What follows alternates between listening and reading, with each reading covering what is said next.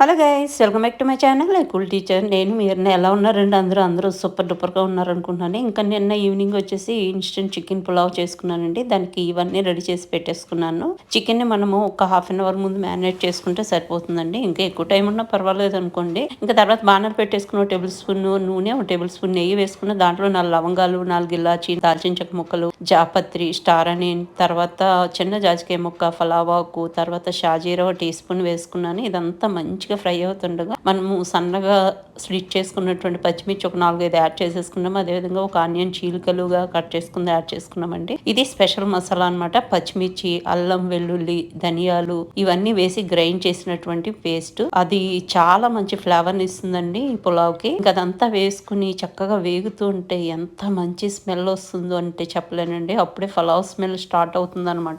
జీడిపప్పులు ఒక గుప్పుడు వేసుకున్నాను. అదేవిధంగా కొంచెం పుదీనా వేసేసుకున్నాను. ఇదంతా మంచిగా ఫ్రై అవనిస్తాను అనమాట. కొద్దిగా నూనెలో మంచిగా వేగితే మనకి ఆ ఫ్లేవర్స్ అన్ని ఎన్హాన్స్ అవుతాయి. తర్వాత ఒక టమాటాని చీలికల్లో కట్ చేసుకుని అది యాడ్ చేసుకున్నానండి. ఇంకా మొత్తం అంతా ఒకసారి మిక్స్ చేసేసుకుని ఇప్పుడు రుచికి సరిపడా సాల్ట్ ఇక్కడ యాడ్ చేసేసుకుంటాము. చూసుకుని వేసుకోవాలి, ఎందుకంటే చికెన్ మ్యారినేషన్ లో కూడా మనం యాడ్ చేస్తాం కదా. 1 టీ స్పూన్ గరం మసాలా ఇక్కడ యాడ్ చేసుకున్నానండి. ఇప్పుడు మొత్తం అంతా మిక్స్ చేసేసుకుని హాఫ్ అన్ అవర్ నుంచి నేను బాస్మతి రైస్ ని నానబెట్టుకుని పెట్టుకున్నాను అనమాట.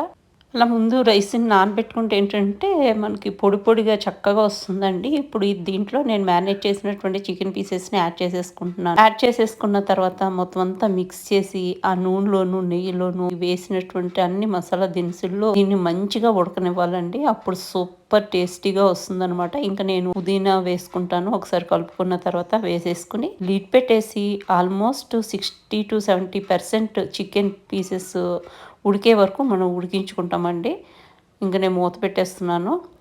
ఆటోమేటిక్గా దాంట్లోంచి వాటర్ వస్తుందనమాట. ఈలోపు నేను రైతా చేసేసుకున్నాను. ఆనియన్స్, పచ్చిమిర్చి, కొత్తిమీర, పుదీనా, సాల్ట్ పెరుగులో వేసుకుని సరిపడా వాటర్ వేసుకుని ఈ విధంగా రైతా రెడీ అయిపోయింది. ఇంకా ఒకసారి మూత తీసి చూద్దామండి. చూసారా, మనం అసలు వాటర్ వేయకపోయినా చికెన్ నుంచి వాటర్ రిలీజ్ అవుతుంది అనమాట. ఇంక ఇప్పుడు మనం నానబెట్టుకున్నటువంటి రైస్ని యాడ్ చేసేస్తాను. నేను ఇక్కడ 1 గ్లాస్ రైస్ చేస్తున్నానండి. నైట్ కదా, డిన్నర్కి మనకి తక్కువే కన్జ్యూమ్ చేస్తాం కాబట్టి సరిపోతుంది. అది కాకుండా ఈ వింటర్ సీజన్లో ఇంత చలిగాలుల్లో ఇలా వేడి వేడి రైస్ ఇట్లా తింటే భలే ఉంటుందండి. ఆ టేస్టే వేరనమాట. పొగలు కక్కుతూ ఉండాలి మనం తినేటప్పుడు. డెలికేట్గా ఒకసారి మిక్స్ చేసేసుకుని 1:2 రేషియోలో నేను ఇక్కడ ఆల్రెడీ వేడి చేసుకున్నటువంటి వాటర్ని యాడ్ చేస్తున్నాను. అలా యాడ్ చేయడం వల్ల ఏంటంటే ఆల్రెడీ కుకింగ్ ప్రాసెస్ జరుగుతూ ఉంటుంది కదండి. కూల్ వాటర్ వేసినప్పుడు చల్లబడిపోయి మళ్ళీ స్టార్ట్ అవ్వాలన్నమాట. అలా కాకుండా హాట్ వాటర్ వేస్తే ఏంటంటే కంటిన్యూ అవుతుంది ప్రాసెస్. ఇంకా కొంచెం సాల్ట్ తక్కువైంది అనిపించింది. ఇంకా నేను కొంచెం యాడ్ చేసుకున్నాను. అదేవిధంగా పైనుంచి ఇంకొంచెం పుదీనా వేసేసుకుని రోలింగ్ బాయిలింగ్ వచ్చిన తర్వాత మూత పెట్టేస్తామండి. మూత పెట్టేసి ఒక 20 నిమిషాల పాటు మనం లో ఫ్లేమ్లో ఉడికించుకుంటాం. అది కూడా డైరెక్ట్ ఫ్లేమ్ మీద మనం ఉంచమన్నమాట. దీన్ని తవా పెట్టుకుని తవా మీద దీన్ని పెడతాం. అప్పుడు కింద ఒక్క గ్రెయిన్ కూడా అడుగంటటం ఇట్లా ఉండదన్నమాట. నేను ఇప్పుడు తవా మీదకి షిఫ్ట్ చేసాను. ఆఫ్టర్ 20 మినిట్స్ అండి మన పులావ్ రెడీ అయిపోతుంది.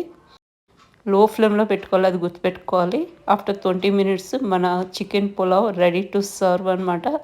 ఎంత టేస్టీగా ఉందంటే చెప్పలేను నేను. అసలు ఇప్పుడు చెప్తుంటే కూడా నాకు నోరు ఊరుతుందనమాట. హంగామా ఏమి ఉండదు, సింపుల్గా అయిపోతుంది. బట్ టేస్టీగా ఉంటుందన్నమాట. అసలు వేడిగా ఉన్నప్పుడే మనం మంచిగా అలా సర్వ్ చేసేసుకోవాలి. వేడిగా తినాలండి. అసలు అప్పుడు భలే యమ్మీగా ఉంటుందన్నమాట. నేను ఇంకా బాయిల్డ్ ఎగ్ అండ్ రైతాతో ఈ విధంగా సర్వ్ చేసేయడం జరిగింది. ఇది ఇంకా మార్నింగ్ అండి. ఈరోజు మార్నింగ్ ఏం చేశానంటే పనులన్నీ అయిపోయిన తర్వాత బ్రేక్ఫాస్ట్ కూడా అయిపోయిన తర్వాత ఇక్కడ పులిహోర పులుసుకి పెట్టానండి. అది తాలింపు చేస్తున్నాను, వేగుతుంది. ఈలోపు పాలకూర పప్పు కూడా నేను కుక్కర్లో ఉడికించేసుకోవడం జరిగింది. ఉడికిపోయి సిద్ధంగా ఉందన్నమాట.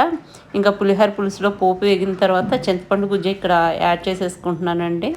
అంటే రేపు ట్రైన్లోకి మనకి పులిహోర అయితే కనుక బాగుంటుంది. క్లైమేట్కి మనకి తినడానికి కూడా టేస్టీగా ఉంటుంది కదా అని చెప్పేసి ఇంకా చింతపండు పులిహోర కోసం ఇక్కడ పులుసుని ఉడకబెట్టుకుంటున్నాను. ఇప్పుడు దీంట్లో రుచికి సరిపడా సాల్ట్ వేసాను. అదేవిధంగా 2 పీసులు బెల్లం ముక్క కూడా వేయటం జరిగిందండి.